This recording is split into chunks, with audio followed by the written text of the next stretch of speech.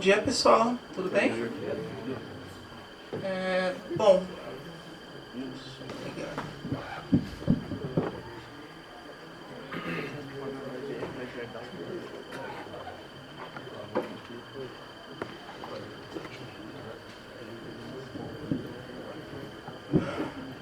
Bom, meu nome é Vander, tá? Hoje vim conversar com vocês um pouco sobre WCM System, bem conhecido como WebCMS. Tá? Esse aqui é o meu Twitter. Tá? Aí falando um pouco mais sobre mim, né? Eu trabalho na área de TI desde meados de 2013. Tá? Já estou mais de 13 anos trabalhando aí com TI.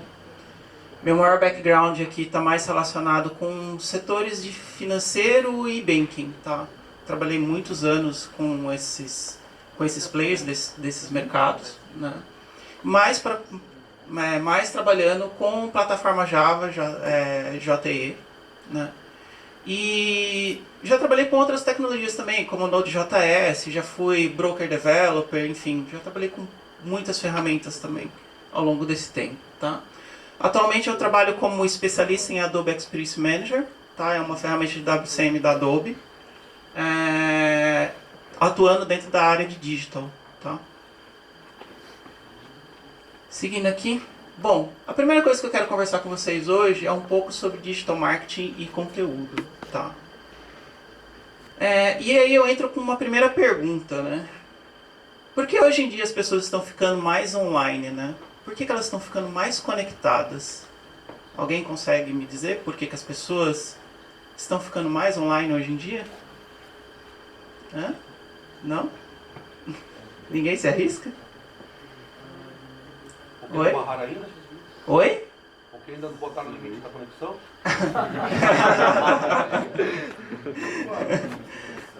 Como você... desculpa, Pode me chamar de baiano. Baiano, tá bom. Baiano. Beleza. Como o Baiano tinha comentado, né, na palestra anterior, acho que assim, se a gente olhar de 10 anos para trás, muita coisa vem mudando, né? E uma coisa que mudou muito foi a parte de mobilidade, né? E a internet avançou muito, né, nesses últimos 10 anos. E a construções de aplicações, né? E aí a gente pode dizer que as pessoas estão indo mais online porque elas estão buscando mais informações sobre produtos e serviços ou buscando resposta para algumas perguntas, né? Quem não entra na Wikipédia e pesquisa alguma informação, né? Ou quando a gente vai pesquisar sobre tecnologia, né? A gente usa lá o Stack Overflow para poder achar alguma resposta sobre algum problema que a gente está tendo no nosso dia a dia, né? E informações sobre organizações e indivíduos, né? Por exemplo, a gente tem LinkedIn hoje, a gente conhece quem é o nosso entrevistador, normalmente acaba entrando no LinkedIn e vendo lá o perfil do cara, pra gente até mesmo aprender com quem que a gente vai acabar fazendo algum tipo de entrevista, né? Então, hoje em dia, o que a gente sabe? Que as pessoas estão ficando cada vez mais online, né? E aí, como que o marketing, ele teve que se adaptar, né? Para poder atender essas mudanças comportamentais, né? Para isso, né, acabou surgindo o digital marketing, né? Que é o quê? Nada mais é que o marketing tradicional, só que hoje atuando sobre diversas mídias e diversos tipos de canais para poder interagir com os nossos usuários, porque hoje eles estão ficando mais online do que indo em lojas ou, né, tendo algum tipo de contato mais presencial, né? E dentro do digital marketing a gente tem várias, como posso dizer, vários assuntos que interagem com isso, né? Desde estratégia de construção de websites, estratégias de mobilidade, a gente fala de eventos, a gente fala de data science, a gente fala de big data. Então tudo isso está relacionado a digital marketing de alguma forma, né? Então aqui uma breve definição de digital marketing, né? Que na verdade é um processo de você construir relacionamentos com pessoas através de atividades, isso tudo para alavancar um produto ou um serviço e trabalhando com diferentes formas de mídias digitais, tá? E aí, qual que é a maior diferença entre o novo e o velho marketing? Né? A gente está falando que digital marketing é algo novo, né? É o nosso momento que a gente está vivendo, dadas as mudanças comportamentais, né? Que a gente tem no nosso dia a dia hoje. E qual que é a diferença entre o velho e o novo? Alguém se arrisca? Não? Bom, o que eu posso dizer é que antigamente a gente não tinha dados para poder analisar esse comportamento do usuário, né? A gente não tinha formas de coletar informações sobre navegação ou coletar informações de repente se alguma estratégia de marketing está funcionando ou não e responder isso de forma rápida quando a gente tem um quadro negativo com relação à nossa estratégia de publicidade, né? Essa é a maior diferença hoje. E assim, o que eu posso dizer? Que digital marketing se tornou uma necessidade para muitas organizações, né? Hoje, por mais que você tenha uma empresa que tem um varejo numa loja física, hoje ela tem que ter essa mesma loja online. E muitas delas estão começando a utilizar a loja física em si como se fosse apenas uma vitrine, né? De repente você vai comprar um produto na internet, você acaba indo numa loja física para poder ver como ele é, mas você acaba operando pela internet de alguma forma, né? Bom, se ele tornou uma necessidade para muitas organizações, ele também trouxe muitas oportunidades para pequenas empresas e indivíduos, né? Hoje você pode colocar o seu site ali na internet e começar a publicar conteúdos sobre você, sobre o que você trabalha. E essa possibilidade, essa fronteira, né, de você trabalhar através da internet, você sendo uma empresa pequena ou sendo um indivíduo, te torna competitivo porque o usuário final em si não sabe a escala da empresa que está ali atrás, né? Porque a interface agora acabou ficando meio que uniforme, né? E porque todos estão fazendo negócios pela internet. Bom, em marketing, né, a gente fala muito num processo de funil, né? Que é o quê? Esse funil ele começa com leads, prospect e termina em customer, tá? Então, como que a gente fala, né? Na verdade, assim, quando a gente está falando de leads, a gente está falando de clientes novos, basicamente. São clientes em potencial, né? Eles não têm uma categorização muito clara sobre qual linha de serviço que ele vai acabar caindo dentro da sua empresa, se ela acaba atendendo mais de uma linha de serviço. Quando você está na fase de prospectar esse cliente, na verdade você está, como que se diz, estreitando o relacionamento com ele, porque ele entrou em contato contigo porque ele achou o seu site ou porque ele achou algum white paper que você colocou na internet. E esse foi o primeiro contato com ele. E prospectar é o contato inverso. É quando a empresa começa a conversar com seus clientes para entender um pouco mais quem é essa pessoa ou quem é essa empresa que entrou em contato. E depois, você aplicando várias estratégias de marketing, você acaba convertendo esse cliente em na verdade, esse possível cliente em um cliente de fato, né? Então, basicamente, marketing são essas três fases que a gente tem em termos de funil, né? E aí, qual que é a estratégia que a maioria das empresas hoje estão utilizando, né, para poder atrair novos leads, novos clientes? Alguém se arrisca? Na verdade, as empresas hoje elas procuram produzir conteúdos, tá? Esse é o ponto. E não é qualquer conteúdo, você tem que entregar conteúdos de valor mesmo. É algo que aquele usuário ali vai se identificar com aquele problema, vai se identificar com aquele conteúdo e vai ser útil para ele, né? E aí, isso que começa a atrair as pessoas para dentro da sua empresa, né? Que é daí que você começa a converter esses leads em prospectos e eventualmente converter ele em clientes de fato, né? E conteúdos pode ser qualquer tipo de mídia de distribuição, né? Pode ser um texto, que nem uma questão de um blog, né? Ou um white paper que a gente escreveu, um e-book, né?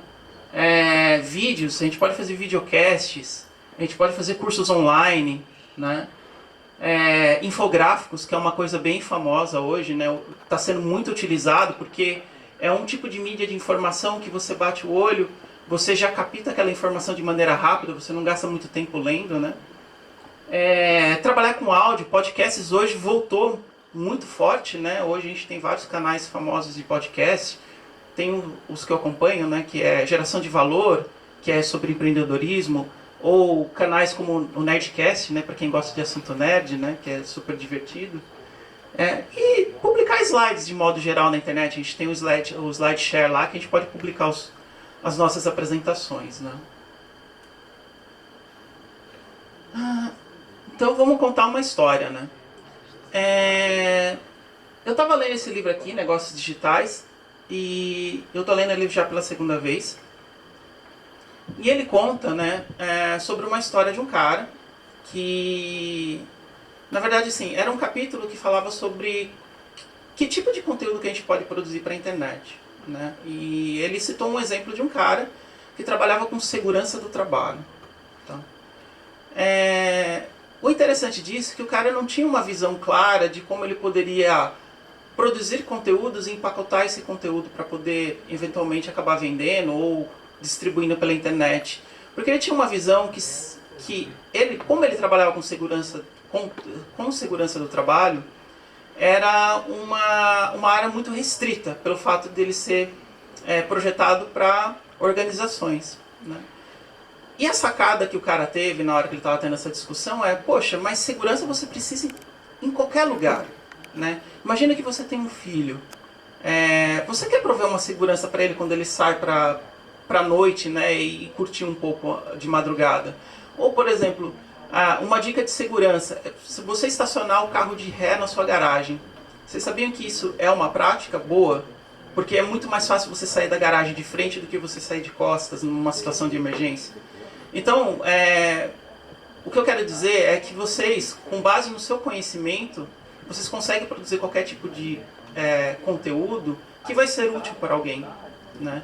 Que nem esse cara que trabalha com segurança do trabalho, ele não tinha uma visão muito clara de que ele poderia aplicar isso no dia a dia de outras pessoas, né? Que não sejam em organizações. Bom, tendo em vista todo esse ecossistema, né? A gente fala falando de vários formatos de mídias, né?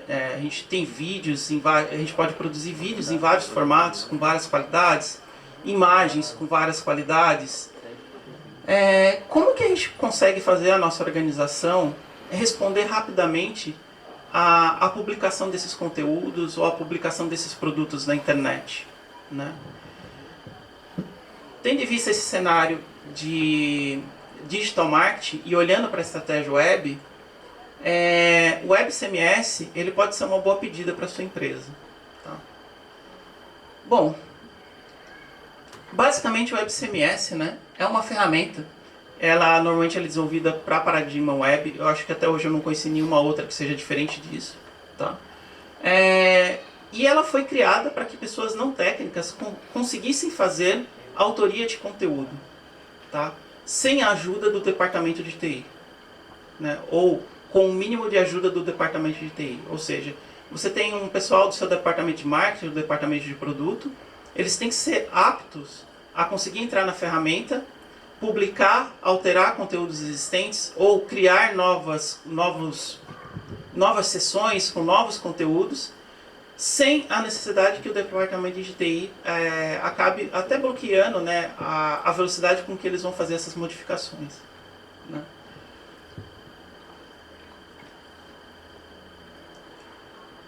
E aí, tendo em vista que a gente falou que é uma ferramenta para usuários que não precisam de departamento de TI, qual que seria a nossa responsabilidade como desenvolvedores de uma plataforma de Web CMS? Eu gosto de dizer que quando a gente trabalha com Web CMS, a gente tem que trabalhar com foco em ativo de software. Tá? Por quê? A gente não tem uma ferramenta que é para usuários finais, então a gente tem que construir componentes, a gente tem que construir ativos que eles vão acabar utilizando nesses sites para poder produzir conteúdo e para poder distribuir esses conteúdos. Tá? Esses ativos, normalmente, eles vão seguir uma determinada arquitetura de informação, né, algum critério de usabilidade, mas de qualquer forma o nosso trabalho é o que? É produzir isso, colocar numa biblioteca de ativos e disponibilizar para que esses usuários consigam utilizar isso, não somente dentro de um único portal institucional ou num hot site, mas conseguir utilizar de repente cross, né, todos os sites que aquela organização tem. Né? Bom, falando um pouquinho assim de características, tá? No ano passado, o Gartner, ele publicou, para quem não conhece o Gartner, ele é uma empresa de pesquisa americana, tá? onde ele faz pesquisa entre várias áreas de tecnologia. Tá?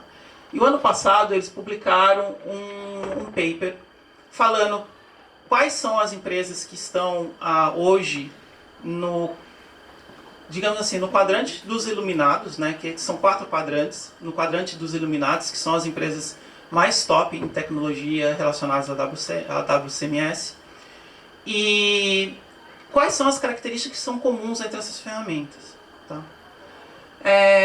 Basicamente, essas ferramentas ela tem que ter a habilidade de você desenvolver templates, de você poder editar conteúdos, criar fluxos de trabalho para aprovação. Né? Imagina assim, você é um cara que contribui com conteúdo no portal institucional.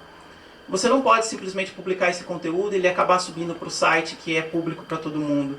Ele teria que passar por um fluxo de aprovação para poder ter essa publicação realizada. Né? Facilitar a gestão de mudança também.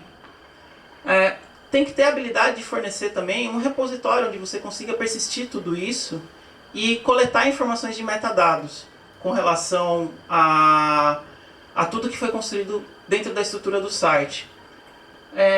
Esses metadados eles são muito úteis quando a gente está fazendo a migração. Né? Eu estou hoje utilizando uma plataforma, a gente vai acabar falando aqui na frente, mas uma plataforma de Drupal, e eu quero migrar esse cara para uma outra plataforma que seja, sei lá, WordPress. Então eu preciso ter essas informações de metadados para poder fazer o ETL, né? Que seria extrair, transformar e carregar, né? Que seria levar para uma outra plataforma.